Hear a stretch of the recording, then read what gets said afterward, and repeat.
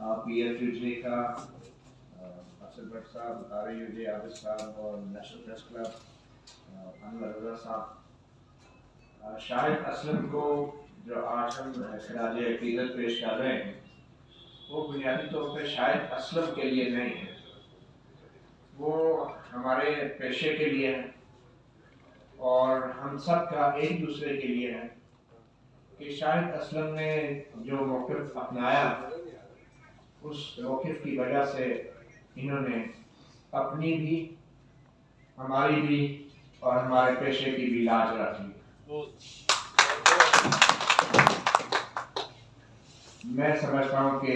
शायद असलम थोड़े से खुशकिस्मत है कि इनको अक्सरियाँ लागी मेरे तो ज़्यादा खुशकिस्मत और अदालत में भी पेश हुए,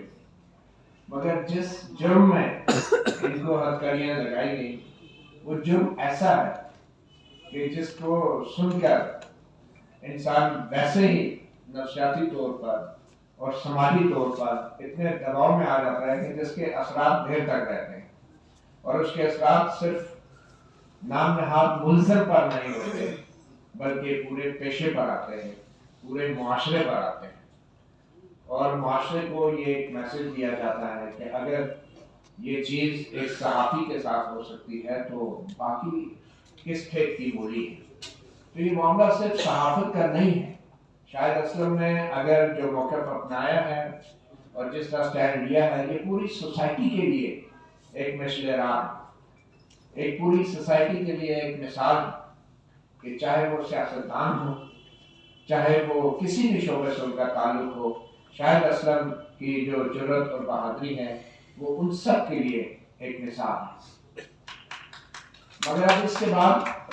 अफसोस तो इस बात का होता है कि बगावत के मुकदमे सियासतदानों पर भी बने, जनरल बाजवा के दौर में भी बने, पहले भी बने और उन लोगों, उन सियासतदानों पर भी बने जो आज इक़्तिदार में।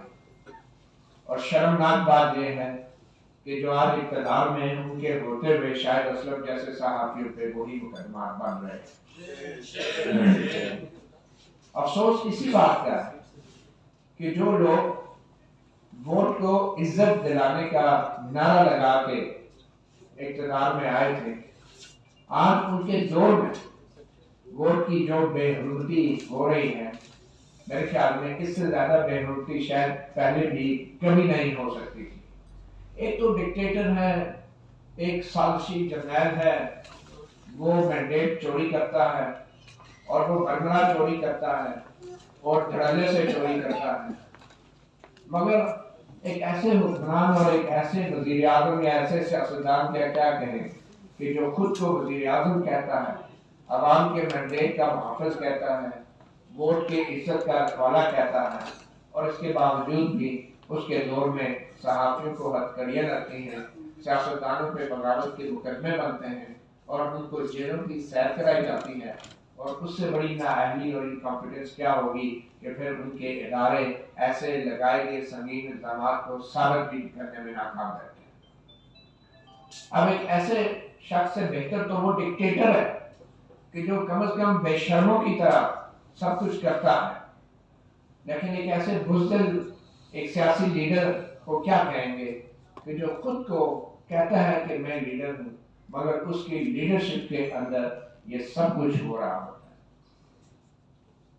और ये वो लोग हैं कि जिनकी गाड़ी में जाली हेरोइन के थैले रख के मुकदमे बनाए गए इन पे, जिनको उठा के उनका सर की गंजा किया गया, हजामत की गई, उनकी भूए मुनी गई, उनके साथ इतना कुछ हुआ और आज उनके दौर में उनकी वजारत के नीचे मुल्ज़मान को इस्लामाबाद पुलिस गिरफ्तार करती है और पुलिस मुकाबले में मार देती है, उन्हीं लोगों की वजारत के नीचे। और हम शाहिद असलम को जितनी भी खराज तहसीन पेश करें मैं समझता हूँ कम है, मगर इसके साथ साथ अब हमें बतौर तंजीम, बतौर एक मीडिया की बॉडी हमें आगे का भी सोचना है और सबसे बड़ा चैलेंज यही है कि जो हमारे हुक्मरान हैं ये तो अपनी हिफाजत नहीं कर सकते, یہ صحافیوں کی یا معاشرے کی آنکھ اور کان کی کیا حفاظت کریں گے؟ تو اس کے لیے ہمیں ہنگامی بنیادوں پہ فوری طور پہ کوئی حکمت عملی ترتیب دینی ہوگی، اور صرف قانون سازی واحد حل نہیں ہے۔ جو موجودہ قوانین ہیں اور جو موجودہ جو زیر تفتیش معاملات ہیں ان کو پرسو کرنا ہوگا۔ ارشد شریف کینیا میں شہید ہوا اور آج سپریم کورٹ تک تاریخ تو دیتی ہے، مگر یہ بھی نہیں حکم جاری کرنے کی پوزیشن میں کہ جو کچھ تحقیقات ابھی تک ہوئی ہیں وہ منظر عام پہ لے آئیں گے، اس کے لوائقین کو بتا دیں۔ اگر کینیا کے حکام کے ناراض ہونے کا خدشہ ہے تو کم از کم جو کچھ پاکستان میں ہوا اس کے لیے آپ ایک الگ سے جے آئی ٹی بنا دیں۔ تو ہمارے ادارے، ہماری حکومتیں، مجھے نہیں لگتا کہ یہ لوگ اس قابل بھی ہیں کہ عوام کے ووٹ کی یا صحافیوں کی صحافت کی کو وہ تحفظ دے سکیں جو ان کا آئینی اور بنیادی حق ہے۔ تو اس کے لیے صحافیوں کو خود کچھ کرنا ہوگا۔ اور آخر میں جو سپریم کورٹ میں لاسٹ ہیئرنگ میں ایک تجویز آئی تھی کہ جو انٹرنیشنل میڈیا باڈیز ہیں، میرے خیال میں بٹ صاحب ارشد شریف کے حوالے سے کم از کم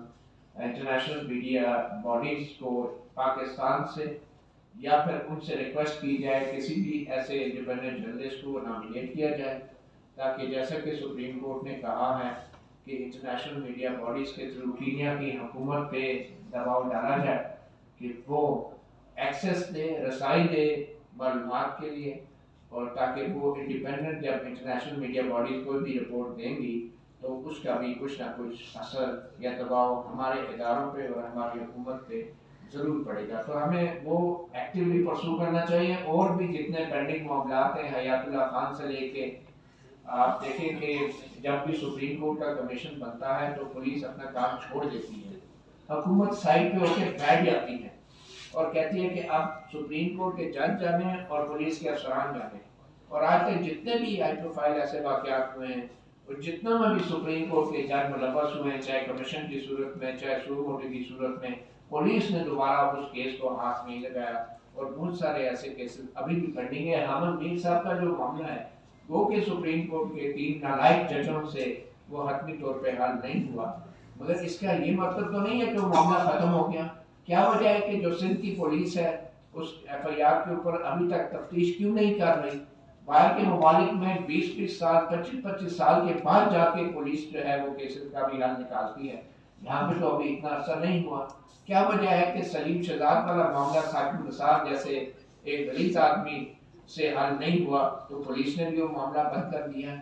اور کیا وجہ ہے کہ ہماری یہ جو سیاسی قیادت ہے یہ حامد میر کمیشن رپورٹ سرکاری طور پہ نہیں جاری کرتی، حیات اللہ خان رپورٹ نہیں جاری کرتی، سلیم شہزاد کمیشن رپورٹ کی حتمی نتیجہ نہ آنے کے بعد پولیس کو نہیں کہتی کہ وہ آپ تو اپنا کام جاری رکھیں؟ تو میرے خیال میں ہمیں بڑا مربوط طریقے سے آگے بڑھنا ہوگا، اور اس کے لیے اگر آپ کو کسی قسم کی میرے یا اعزاز سید یا میر صاحب کسی قسم کی بھی